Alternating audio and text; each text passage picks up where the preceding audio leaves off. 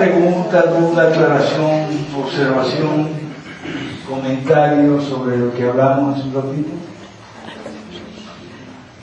¿No hay? ¿Todo claro? Ok. Entonces, el liberalismo clásico es la doctrina del gobierno limitado. Esa doctrina es bíblica. Lo que pasa es que buena parte de los exponentes del liberalismo clásico no son cristianos y algunos no saben que la doctrina es bíblica. Otros sí lo saben. Aunque no sean cristianos, son gente culta, informada. Entonces saben que eso viene de la Biblia. Con ellos trabajamos, porque ellos no son anticristianos, no son beligerantes, son gente que no creen, a nada. Pero saben muy bien que la doctrina del gobierno limitado que nosotros defendemos viene de la Biblia y que tuvo una influencia grande y positiva en tiempos pasados en lo que llamamos la cultura o la civilización cristiana y occidental. ¿Okay? Muchos de ellos, y esto es importante que lo sepamos, se definen a sí mismos como cristianos culturales. Es importante que sepamos ese concepto. ¿Qué cosa es un cristiano cultural? Un cristiano cultural es un no creyente, óigame bien, un no creyente, por lo tanto no es salvo, obviamente, pero que reconoce el positivo impacto de la religión cristiana en la civilización y la cultura. Entonces es importante que tomemos eso en consideración, ¿ok? Porque la pelea es muy dura. Enfrentamos enemigos muy fuertes, poderosos y numerosos, y necesitamos aliados. Y los cristianos culturales son aliados. ¿Ok? Bueno. Entonces, ok, vamos ahora a lo siguiente. El borrador.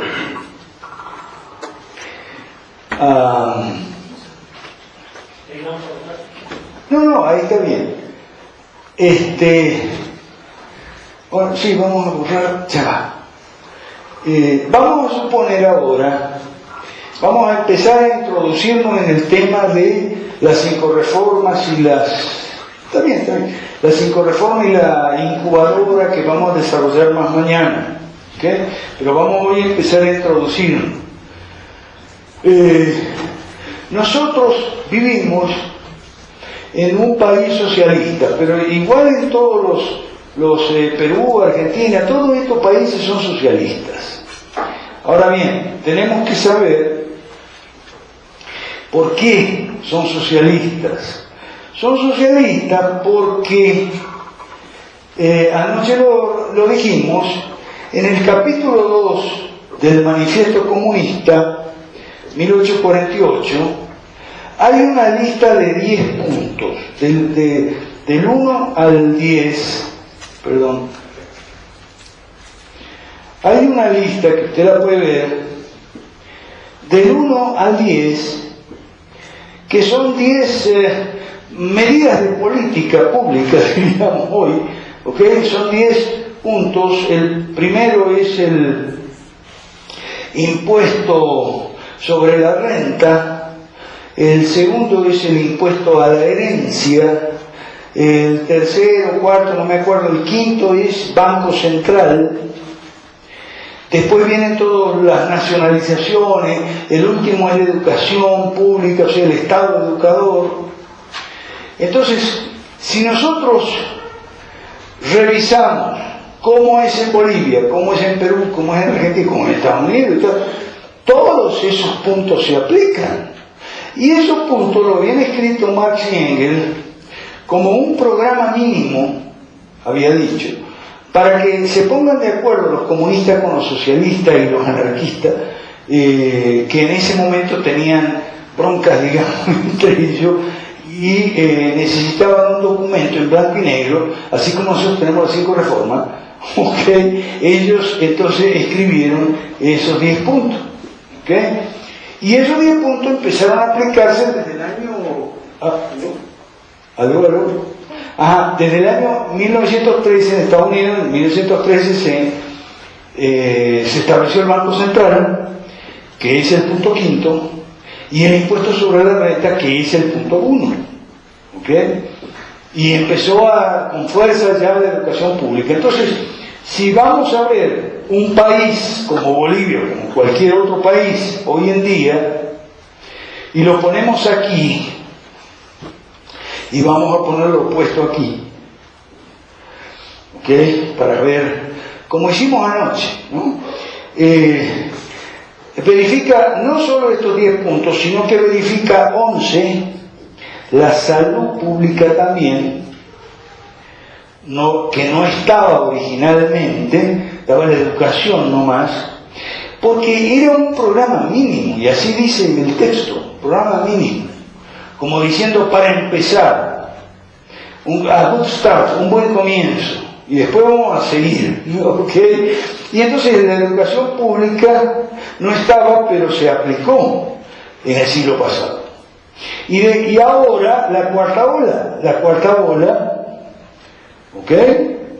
Entonces anoche ya hablábamos de que por aquí se debilita y se golpea a la familia de manera indirecta por el lado de la economía, empobreciéndonos a todos, y en el número 12 ya los golpes son directos. Entonces todo esto es un país hoy, un país socialista. ¿Ok? Bueno, entonces aquí hay, supongamos, un esquema, un gobierno modelo bíblico. Un gobierno modelo bíblico solo se ocupa de 3 cosas: seguridad, justicia, infraestructura, nada más.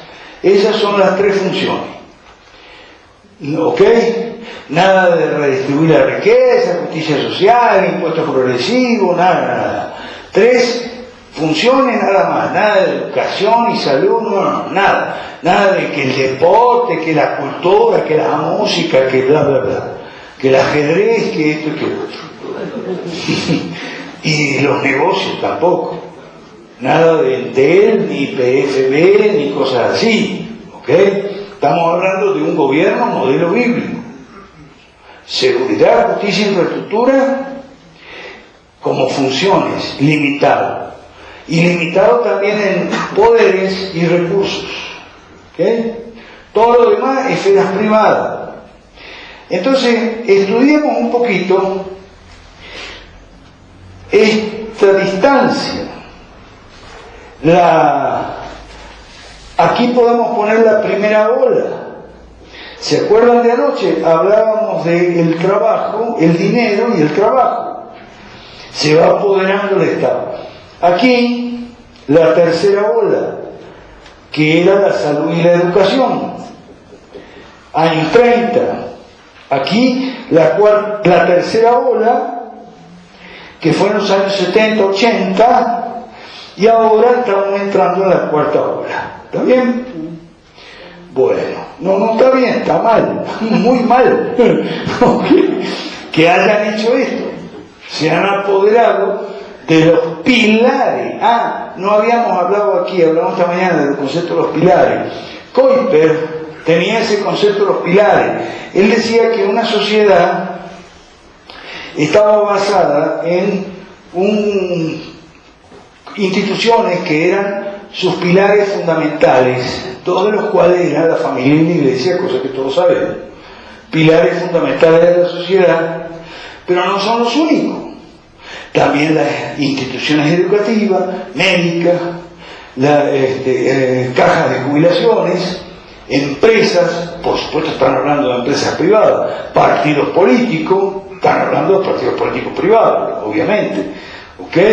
Entonces, que el socialismo lo que hacía es despilarizar la sociedad, o sea, minar, socavar, implosionar los pilares, debilitar los pilares, para desestructurar, despilarizar, decía él, desestructurar, desjerarquizar, desvertebrar la sociedad, a fin de someterla.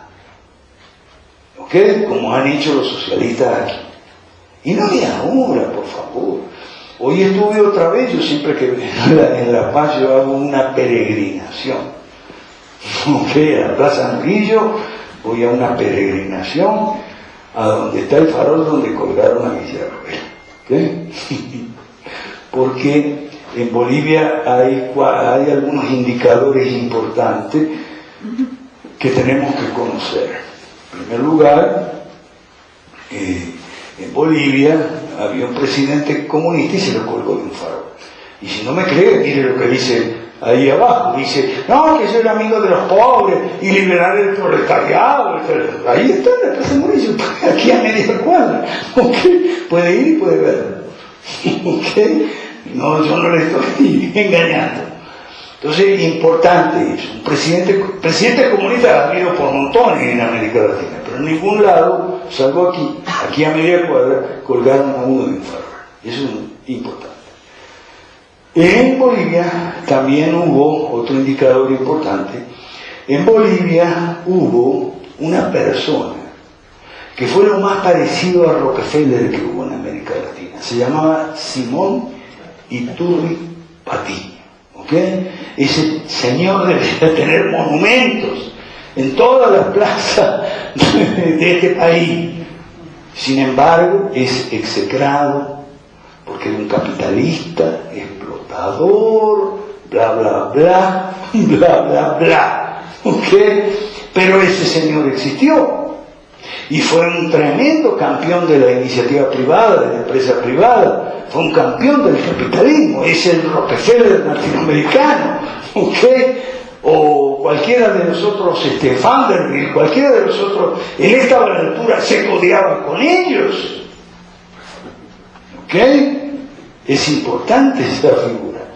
La otra cosa importante que hay en Bolivia, cuando vino el que te dije con sus malos modales, le quitaron los malos modales, y el que te dije había recorrido toda América Latina y hasta en África había estado con sus malos modales, y fue aquí donde salió con los pies para adelante, en el tacuche de madera, como dicen los guatemaltecos. Ya saben de quién estoy hablando. Bueno,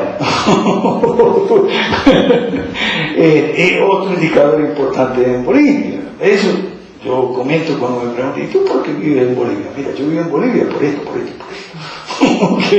Y el otro, muy importante también, Bolivia es la economía informal más grande de América Latina en tamaño relativo. Eso está en el índice de Bloomberg.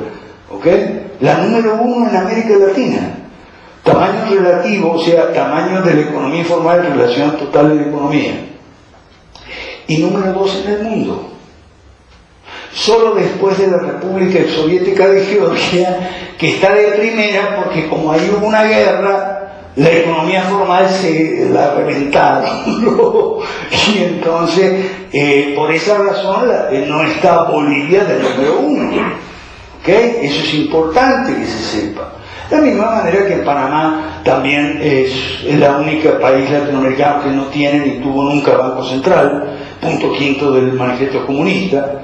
Son antecedentes del capitalismo en América Latina, y de la guerra contra el comunismo que hay que hacer, y en las iglesias cristianas principalmente, que hay que tomar en consideración cuando uno habla de estos temas.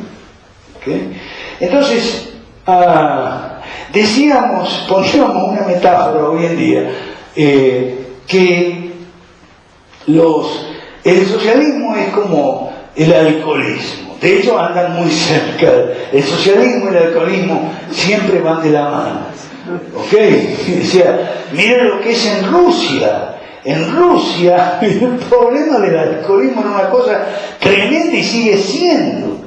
Y aquí también, y en todo país socialista, porque es el escape de la gente frustrada. El socialismo frustra a la gente, la aplasta. A ver si nos entendemos. Entonces la gente, un escape que tiene es la botella. Bueno, entonces poníamos, si suponemos que el socialismo es como alcoholismo, podemos pensar que aquí hay que una gente que no toma, o que toma así socialmente, moderadamente, y aquí hay un borracho que se toma 3 cajas de cerveza y una botella de Zingani por semana. Empieza los jueves y termina el lunes, y después de jueves sigue. Bueno, supongamos, ¿ok? Entonces, este esquema es para explicar qué es el neoliberalismo. Pues ya explicamos qué es el liberalismo. Ahora vamos a explicar qué es el neoliberalismo. ¿Qué es eso del GONI, del decreto 21060, de Menem, de Salinas de Gortari y todo eso? Bueno, el neoliberalismo, que ustedes lo pueden ver, está en el consenso de Washington, que son otros 10 puntos, ¿ok? Los 10 puntos del consenso de Washington aplicados en América Latina, o sea, interpretados un poco a la criolla, o sea, muy liberalmente. Eso fue mi definición de neoliberalismo, es el consenso de Washington interpretado a la criolla. El consenso de Washington tenía algunos puntos buenos, otros puntos malos, otros puntos regulares que podían ser buenos o malos, depende de cómo se aplicaron. Aquí se aplicaron mal, imagínense.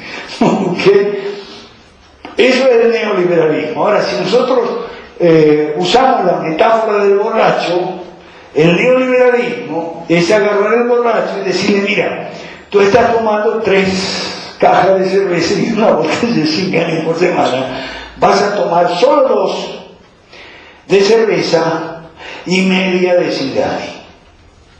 Eso es el neoliberalismo.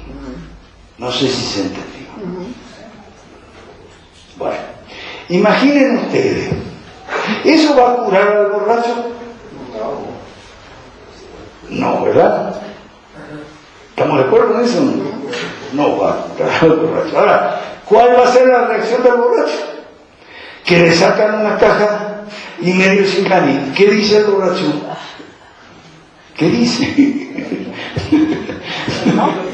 No está de acuerdo. Saca un palo y te da un palo por la cabeza. O empieza a tirotear ahí como empezó a tirotear a David, el amigo de nosotros. Porque él en ese momento no sabía. Él no sabía. Mucha gente en América Latina no sabía. No sabía estos cuadros, estos esquemas, estos marcos que estamos aprendiendo aquí y que vamos a seguir aprendiendo si ustedes se inscriben en el Centro de Liberalismo Clásico y reciben material y lecciones por internet. Entonces el borracho arma tremenda bronca y el borracho te dice que tú eres cruel, que tú eres inhumano, que eres un explotador, que eres un facho, que eres de derecha. Y es verdad que de derecha, porque el neoliberalismo lo que es, estamos aquí, vamos aquí. Eso es el liberalismo. Retrocedamos 2 o 3 pasos de los 50 o 60 pasos que nos han conducido de lo que debe ser a lo que tenemos. ¿Se entiende? Entonces, el neoliberalismo obviamente no funcionó en general. En algunos países el neoliberalismo creó cierto grado de bienestar bajando la dosis de alcohol, o sea, bajando la dosis de subsidio, de regulaciones, de impuestos, de funciones del Estado, de burocracia, de empleos públicos. Se bajó la dosis, pero nada más. Se bajó la dosis un poco. Fue lo que se hizo aquí con el decreto 21060, antes del GONI. Fue lo que se hizo en México con Salinas, en Argentina con Menem, en Venezuela con Carlos Andrés Pérez, casi lo cuelgan. Porque los borrachos no quieren que le bajar la dosis. Entonces, se creó un poquito de bienestar, pero no fue suficiente. Y no le llegó a todo el mundo, eso es verdad. Porque las reformas fueron pocas y muy pequeñas. fueron, como dice mi amigo Ale González, reformistas, y muy poquitas. ¿Ok? Entonces, como no fue suficiente, enseguida volvió el Rogerío otra vez a gobernar, otra vez a mandar. En todas partes pasó eso. O sea, el neoliberalismo es bajar la dosis y bueno, ahí tenemos la... Por eso es que nosotros lo que proponemos es una serie de medidas radicales que sí van a traer bienestar para todos y en cantidad suficiente. Proponemos a los socialistas, lamentablemente, que dejen de beber, ¿okay? Y proponemos las 5 reformas. Ahora, ¿qué cosas son las 5 reformas? Las 5 reformas son los pasos que nos van a llevar de aquí hasta donde debe ser. Porque esto es el estatismo. Nosotros comparamos el estatismo con la hepatitis. O sea, el estatismo es al Estado lo que la hepatitis es al hígado, una inflamación. ¿Ok? Y a nuestros primos anarcocapitalistas les decimos, ustedes confunden el hígado con la hepatitis. ¿Ok? Porque ustedes confunden el Estado con el estatismo. ¿Ok? El Estado es una institución, claro, ahora le llamamos Estado por un cambio semático, pero en términos bíblicos se llama gobierno, y en términos de la historia de la Iglesia y la teología se llama gobierno civil. Para distinguir el gobierno civil, esto es importante, el gobierno civil es este que se ocupa de la seguridad, justicia y orden y infraestructura, porque también hay un gobierno en la Iglesia, los pastores son gobierno. En la familia también, los padres son gobierno y el esposo es gobierno. En la educación hay gobierno, y se supone que el docente enseña, los alumnos aprenden y hay un gobierno. Claro, gobierno limitado, todo gobierno es limitado.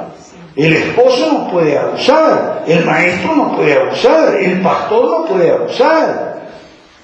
Todo gobierno, no solo el gobierno civil, es un gobierno limitado dentro del plan de Dios, en la cultura del reino de Dios. Todo gobierno es limitado, ¿ok? Todo porque es un gobierno humano. Estamos hablando de gobierno humano. El único gobierno que no tiene límite es el de Dios, ¿ok? Entonces, las 5 reformas es la manera de cambiar el sistema. Y hay que cambiar el sistema, ¿por qué? Y ahí hay por el tema del péndulo. Nosotros en América Latina estamos desde hace 40 o 50 años así. El péndulo. Socialistas neoliberales, socialistas neoliberales, socialistas neoliberales. Así estamos, todo el tiempo. ¿Por qué? Porque los neoliberales no hacen toda la reforma ni van hasta el final. Para eso se necesita otra doctrina, que es el liberalismo clásico. Entonces, como no hacen toda la reforma ni van hasta el final, no hay suficiente bienestar, suficiente creación de riqueza, suficiente actividad privada económica, suficiente competencia en la educación para tener enseñanza de calidad. No hay. Entonces se genera descontento, especialmente entre los sectores a los cuales no les llegan los beneficios, que no son pocos. Ese descontento es el que aprovechan los socialistas para regresar al poder. 5 o 6 años más tarde regresan al poder. Y entonces, claro, abusan, y como abusan, entonces la gente se cansa y quiere sacarlo. Pero lo único que hay son neoliberales. Lo único que hay es el Tuto, el Samuel, el Carlos Mesa, o sea, neoliberales medio socialistas, muchos de ellos, ¿okay? Que ni siquiera se reconocen como nada de neoliberales, no les gusta que le digan eso, ni nada de por el estilo, ¿okay? Pero lo son, por lo menos en alguna medida.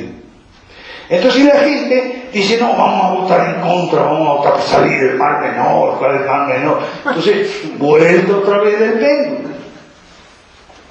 ¿Okay? Y siempre con el péndulo este.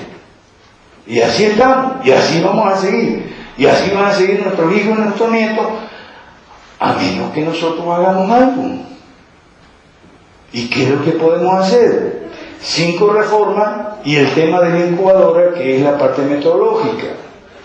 Las 5 reformas, como decíamos esta mañana, que nos habíamos reunido ahí con los pastores, las 5 reformas son las 5 series de reformas, medidas de política, llamémosle, para desendiosar al Estado, para sacarle al Estado buena parte de sus poderes, de sus funciones, de sus poderes y de sus recursos. Entonces podemos, para empezar, a retroceder. Ahora, hay una pregunta que a nadie le ha hecho aquí, pero siempre surge. La gente me pregunta, pero caballero, resulta que un trecho de 100 años, si los países se han tardado 100 años en llegar al socialismo que tenemos, usted no va a pretender algo menos de otros 100 años para volver otra vez por el camino de vuelta. ¿Ok? Entonces, la pregunta es, ¿se necesitan 100 años? ¿Será en el año 2116, o sea, dentro de 100 años? Estamos en el 2016. ¿Será en el año 2116 que llegaremos a ese punto? Bueno, los neoliberales, óigame bien lo que le voy a decir, pensaron eso. Los neoliberales siempre pensaron que no, a nosotros, a los liberales clásicos, nos decían, no, pero ustedes son unos utópicos. ¿Usted qué quiere? ¿Que vamos a salir en un término de 5 años de gobierno? No, se requieren 100 años. Pero, decían los neoliberales, por algo hay que empezar, vamos a empezar por aquí, y dictaron el decreto 21060. Y mire lo que pasó. No funcionó. Había muchos neoliberales, la mayoría, que pensaron, no, tranquilo, se trata de los primeros pasos, después vamos a seguir. Después no siguen un cipote, como se dice en Venezuela, no siguen nada, porque esas reformitas, poquitas y chiquitas, no arreglan nada. Y entonces se provoca una reacción, y viene el Evo Morales, y chao, tira para atrás toda la reformita. Gracias a Dios, como decíamos ayer, no hubo aquí la sobredosis que hubo en Venezuela con el chavismo, ¿no? Pero eso va a pasar en toda América Latina. O sea, los Kirchner en Argentina llegaron después que fracasó el neoliberalismo de Menem, que quiso reeditar el señor de la Rúa y le explotó en la cara, ¿ok? Y lo mismo en Venezuela. ¿De dónde salió el chavismo? El chavismo salió de la reacción popular que hubo en contra del neoliberalismo de Carlos Andrés Pérez y Rafael Caldera. Entonces estamos en el péndulo, ¿ok? Yo conocía lo que en Venezuela los neoliberales eran los profesores del instituto donde yo estudié, el IESA. Entonces ellos decían, cuando Pérez y Caldera hicieron las reformas neoliberales de los 90, ellos decían, pero bueno, ¿pero qué? Hay que empezar, hay que ser gradualista, no se puede ir de golpe. Y miren lo que pasó. las reformas fueron insuficientes. Por lo tanto, no generaron suficiente bienestar como para crear un apoyo político suficiente para sostener las reformas. Y eso no solo pasó en América Latina, eso pasó en Estados Unidos y en Inglaterra con Reagan y Thatcher. Y eso que Reagan y Thatcher hicieron reformas mucho más a fondo que las que hicieron aquí gente como el decreto 2160 o Boni o Pérez en Venezuela o cosas por el estilo. ¿Entiendes? Y sin embargo, todavía no fueron suficientes. ¿Por qué? Porque Dios tiene razón, caramba. Ok. Dios tiene razón. En la Biblia hay dos cosas: el evangelio de salvación para las personas y el evangelio del reino para las naciones. ¿Y el evangelio del reino cuál es? Es la ley. Es la ley de Dios. Génesis, Éxodo, Levítico, Números, Deuteronomio. El contenido de ley va aumentando de libro en libro. ¿Ok? Si usted lee el libro de Deuteronomio, es un código jurídico. Eso en un 80% son leyes. Y en los libros de Levítico y Números, en un 60% son leyes no solo religiosas, sino también leyes civiles, penales, de procedimiento, constitucionales.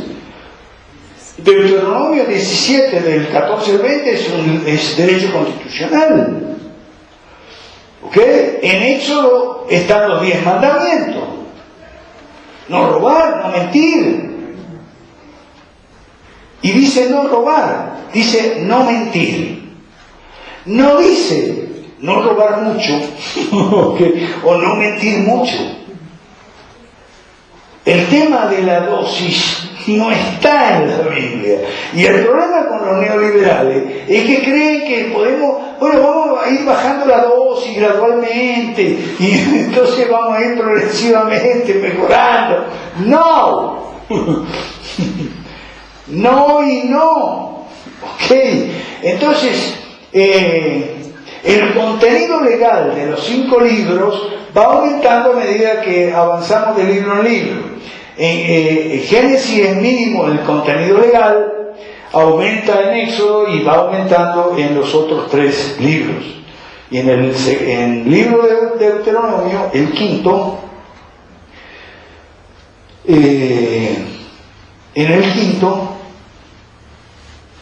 ¿cuánto falta? Ok. En el quinto es mayormente legal porque es Deuteronomio, que es segunda ley, es como un repaso, como un digesto, ¿no?, legislativo. Entonces, esta es la ley de Dios para las naciones.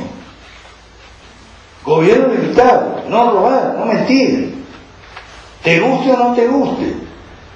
Y es buena, te debería gustar. Entonces, no es un cachito nomás, no, traer el libro. Traer el libro significa, vamos a ver qué es lo que Dios quiere para la nación. Justicia. Eso dice, y los profetas dicen justicia y juicio quiero, no alabanza. Incluso hay un profeta que dice no oraciones. Y dice que está cansado, dice el Señor, del incienso. Dice así, lo dice el profeta, yo no escribí eso, dice algo así como que a Dios le da náusea ya de tanto incienso que le ponen. ¿Ok? O sea, estoy Dios no dice así en el labio del profeta, pero algo así como estoy cansado, estoy harto, estoy podrido, ya me tienen podrido con tanta alabanza y tanta adoración. ¿Y dónde está la justicia? ¿Y el juicio? Bajen las alabanzas, bajen la música, perdón, bajen la música, más justicia. Eso dice, ¿ok? O sea, menos música, más justicia y juicio. Que corra la justicia y el juicio como río, dice el profeta. La viuda y el huérfano. El tratamiento de los criminales, el gobierno limitado. Eso es lo que Dios quiere para las naciones. Entonces, hay dos posibilidades. El Deuteronomio 28, esto lo hablamos anoche. O las naciones hacen la voluntad de Dios, o tienen problemas graves. Inflación, desempleo, educación de mala calidad, falta de atención médica, agua de mala calidad, suspensión del servicio eléctrico. Eso dice el Deuteronomio 28, 28 en la segunda parte. No dice eso. Porque no habla del servicio eléctrico, pero sí habla de que la gente va a hacer casa y van a habitar otro, que va a sembrar y otro va a comer y él no va a comer, y que la familia va a estar separada, etcétera, etcétera. Entonces, vamos a ver esto.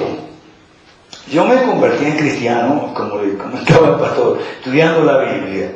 ¿Okay? ¿Y qué encontré yo en la Biblia que me hizo convertir en cristiano?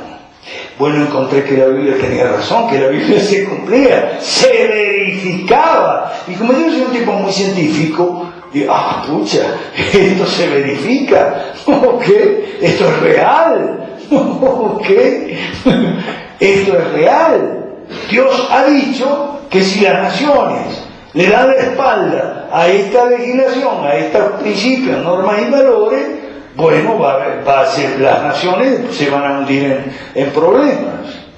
¿Ok? Entonces, el problema con los neoliberales, bueno, yo era neoliberal, ¿ok? Por eso es una de las cosas que tuve que corregir. El problema con los neoliberales es que creen que es una cuestión de ir bajando la dosis nomás. No. No dice eso Dios, no dice eso Nehemías, no dice eso Josías, Isaías, no dice eso Josué, no dice eso Samuel. Dice, cumpla la ley de Dios, pues no la cumpla a medias. Y el problema de los neoliberales es que se cumple a medias. No funciona. ¿Estamos terminados ya? Bueno, terminamos. Seguimos mañana si Dios quiere. Por favor, anoten si hay para mañana preguntas, inquietudes, comentarios, observaciones. ¿Okay? Mañana entonces vamos a hablar de las 5 reformas. Muchas gracias. Bien, nos pondremos de pie, vamos a despedirnos en oración. Antes de retirarnos, les recuerdo de que, por favor, en la puerta van a estar... ¿Qué? ¿Mañana a qué hora? Mañana a las 6 de la tarde, ¿no? Para terminar temprano y poder... Perdón, sí, a las 6 de la tarde, aquí. Sí, mañana es a las 6, aquí. Y les recuerdo, los que estén interesados en hacer el partido político, a las 9 tenemos un desayuno en el Café Alexander de la Plaza Barroa, que lo ha coordinado nuestra querida hermana Zulma. ¿Okay? Los que tengan interés en el partido político y eso involucrar, o informarse, ¿no? No vamos a estar recogiendo firmas y cédulas, ¿verdad? Antes de orar, les recuerdo también de que, por favor, al salir a nuestras hermanas, les entreguen la identificación, ¿sí? Ok, oremos. Pongámonos de pie, por favor. Señor, te damos gracias por esta noche. Te pedimos, Dios, que tú nos des un conocimiento más profundo de todas estas cosas que estamos viendo, Señor, porque la motivación que tenemos es realmente impactar, Señor, en nuestro país. No queremos otra cosa, Señor. Queremos con tus principios, Señor, desde lo más básico, Padre, en nuestras familias, en el lugar donde nos has puesto en nuestros trabajos, estudios, Señor, en nuestras labores diarias. Queremos impactar, Señor, la sociedad. Y más aún, hay personas que tienen la visión mucho más grande, Señor, de poder trabajar realmente en esas esferas donde se pueden dictar leyes, Señor, dictar normas para todo nuestro país, para regresar a tus principios bíblicos, Señor. Te damos gracias por esto. Te pedimos nuevamente, Señor, seguramente hay muchos conceptos que están golpeando nuestra mente, todo lo que la propaganda y todas las cosas que nos han dicho en toda nuestra existencia, Señor, tal vez hemos aprendido así inclusive. Con estos conceptos seguramente hay choques, va a haber conflictos, tensiones, Señor. Sin embargo, te pedimos a ti, Señor, que nos lleves a la luz, a la verdad. No queremos hacer otra cosa que no sea tu voluntad, Señor. Gracias, Señor, por estas explicaciones. Gracias por hacernos comprender ciertas cosas, Señor. Te agradecemos mucho, Señor. Tú sabes por qué nuestras iglesias, nuestras congregaciones estamos recibiendo esto, Señor. No sé de aquí, mi Dios, a quiénes utilizarás tú para que estén ahí, Señor, en funciones de gobierno, mostrándole tu luz, Señor, a nuestro pueblo. Sin embargo, tú ya lo sabes.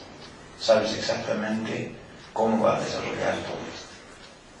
Te pedimos, Dios, que derrames tu bendición a cada persona que está aquí en representación, a sus familias también, y que puedan retornar con bien a sus hogares. Te damos gracias por eso.